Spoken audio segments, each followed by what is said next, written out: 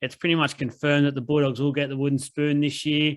Luke, ask you first off, what's your thoughts on the season so far for the Bulldogs? Yeah, well, it's kind of a bit deja vu from last year in the sense of obviously they're actually going to be one spot worse this year, but there was more optimism going into this year. Yeah, a little bit disappointing. Obviously, they brought in a lot of cattle, and that's going to continue next season. But yeah, just a little bit disappointed. Like the Bulldogs, the same thing gets said every week. At least they try hard, but look, at the end of the day, they've got to start performing on the field.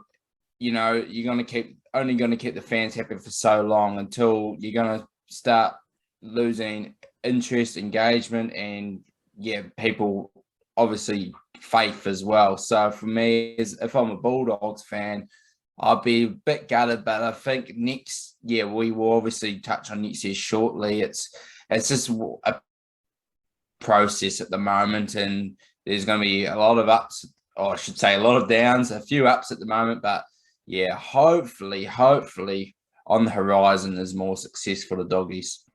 Yeah, I mean, look, if I'm answering this question as a GM, I'm sort of saying it's been a pretty poor and disappointing year. As you said, there was a lot of hype at the start of the year around this side, and Doggies fans were pretty excited, and they probably had every right to be. But I think when you weren't a Dogs fan looking into it, you were a little bit worried still. There was just a few lapses in terms of quality in the halves department, things like that. So there was, for mine at the start, some question marks, and it looks like they weren't really answered the best way possible. And I think it's fair to say that new coach, some new signings this year, some excitement and good signings for next year as well. There was a lot of reasons for the Bulldogs fans to be excited in the club. There's some players there that will be marched on by the end of the year, and they had a chance to be part of probably a much more successful era for the club moving forward. But they just haven't got out of the blocks. It's sort of like they've started a 100-meter race, and everyone's almost finished now, and they're just learning to get out of the blocks now. It's just been one of those years that you just look at, you just think, oh, I don't know what's happened. But on that, what's some ways to improve for next year? Talk about the signings and things like that. There's obviously some really good ones.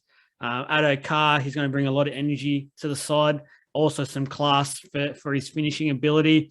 Matty Burton, obviously, creativity. That's really lacked for the Bulldogs for some time, not just this year. And finally, that's going to change. Really good young talent who's up there already, one of the better players in the league.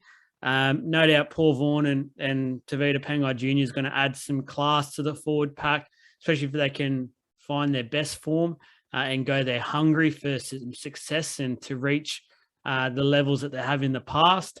They're going to add a bit of mongrel as well. I think there's been some times this year where their forward pack's gone a little bit missing and just been bashed out of the game. And obviously you got Naden and Matt Duffield, who are both going there sort of at the moment a bit on edge with their careers, it's fair to say. It's sort of like they're at a crossroads. But we've seen a lot of players at this time of their careers sort of just disappear. They've got a chance to go to this club now, establish themselves once again, really be part of a pretty potent backline if they can all be firing and fit, and really press on really with their careers at the Dogs. How do you think the Dogs can improve moving forward? Yeah, for me, it's going to be very interesting because as a GM, we've already made a lot of signings. So what more can we add? And you talk about that mongrel, and we've got a little bit of potential there with Tevita Pangai Jr. and also Paul Vaughan as well. Look, when I look at their strike options in the past, they have been very, desperate in that departure. There has been many, but now you've got Burton, you've got Addo Carr, you've got now Kotrick there, who I think for his potential, finest potential, I should say, winger is his role, I believe. So yeah, for me, there's a lot of, depending kind of what's going to happen. But look, if there's any little signings I can make, I love Averillo. I just don't know if he's going to be the best partner next to Burton. So it's just really either sticking solid with Kyle Flanagan. I think the idea of Kyle Flanagan, of the skill set he can bring, I think he meshes quite well with Matt Burton. And Averillo for me, yeah, he's been really good in the halves, but I just, like I said, that fit's interesting, but fullback could be an option there as well. I like him at centre. I like him at centre too. He could probably even be a potential roaming centre as well that we've seen, obviously not to the same extent as a Tommy Turbo like we see in Origin and a couple others like the Joey Manus, but I think I would like to see him get the ball quite often, and I just probably why that centre isn't going to be the best spot for him if, we want him to have an impact in the game. But yes, I do like that as well. But yeah, hooking option as well.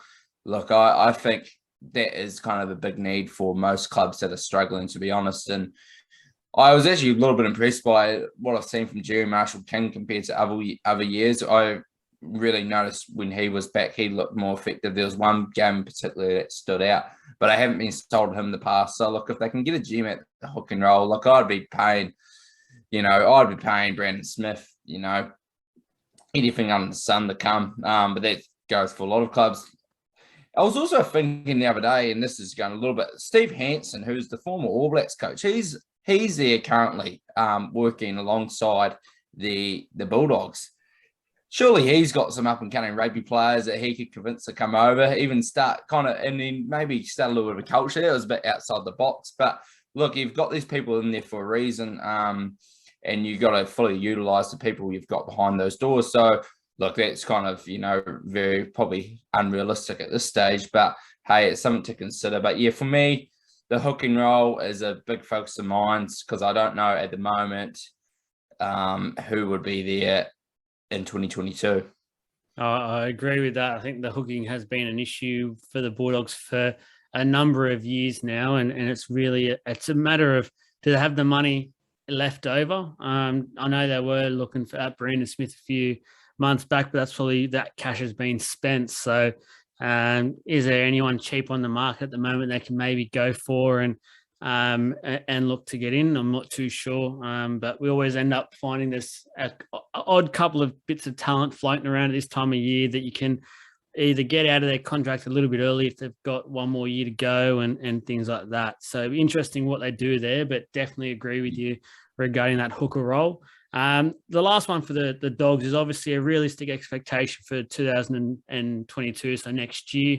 What would you be telling your fans as the GM that the realistic expectation is for next year? So what I'd be telling the fans, I wouldn't be telling them expect top 8, because at the end of the day, if you don't make the top 8, it's just another year where you're just going to make them more cross. So, but internally, I think you should have those expectations. The only concern is, like, you've got so many new parts, you're kind of forcing them to, work early. And at the end of the day, you need to give them time, because on paper, I do that side. Look, if we're going to put all the 16 sides on paper, the Bulldogs would, on a lot of people's, guesses, would think, oh, on paper, yeah, maybe these are the top 8 teams in the comp. So, look, but it's not as easy as that. So, for me, look, definitely improve this year. I don't know if you can really put that into kind of on the dotted line what that's going to look like in terms of ladder position. But I think you can definitely look for optimism and then maybe look towards saying by 2023, we are going to be a top 8 side. And 22 is going to be a step in the right direction. Do you think, what are your thoughts about that? Yeah, look, I think for the Bulldogs, a big thing, and I'm with you, I don't think they can sit there after having so many horrible years and go, we're going to be a top 8 side next year. On paper, there's reasons to believe they could be, but if you were sending out a letter to the fans like most clubs do at the end of the year, you're probably saying something like, look, I think we're looking at being in the fight for a finals position. We really want to be there. But at the same time, we really, as a club, we need to learn how to start winning games consecutively. So string a few wins together, learning how to win a game again, because that's just something they've struggled with so much. And until they learn to win those close games and to have these games less, the blowouts less, they have too many blowouts. They just got to really put their heads down, line in the sand from the first day of preseason, And that's the standard. They're going to have some quality players there. They've got to follow each other. But yeah, look, the only way is up. I think that's the positive here for trying to say for the Dogs. There is definitely some positive signs for next year. And to all you Doggies fans, it's been some hard times. Do feel for you. Hopefully with these signings, I guess my last little worry on the Dogs is that a lot of these signings that they've got, it's sort of like their last what's the right wording I'm trying to use? It's like their last chance for success at NRL level. They've all had past indiscretions about some things, and this is really their last chance. And we've seen players where that has happened. Some clubs can make that work, like the Storm. The Bulldogs aren't the Storm at the moment. Can they have that positive effect on the players, or is it going to become too much and they're all just going to end up being like little kids at a party after some red cordial and just go crazy? So is that a fair assumption before we move on from the Dogs? Yeah, mate, I think that's a good way to sum it up. But I will just say what can also be sold, just thinking about that, is entertainment. Like you've got the fastest player in the league, arguably. You've got one of the most skilled players in the competition in Matty Burden. And you've got Tavita Pangai Jr., you know, rocks and diamonds, but you can sell them in that big hits. And yeah, for me, especially if you kind of have on the brink those young fans that are picking a side and maybe they're looking at the results at the moment, not thinking too good, at least you can give them some hope. Like, hang on, we might not win games, but oh my gosh, we've got guys that can score 100-meter tries. We've got Matty Burden who can do something out of nothing. Tavita Pangai Jr. is going to be sending hits that we're going to field them on our lounge. So it can probably use that as a selling point as well. Yeah,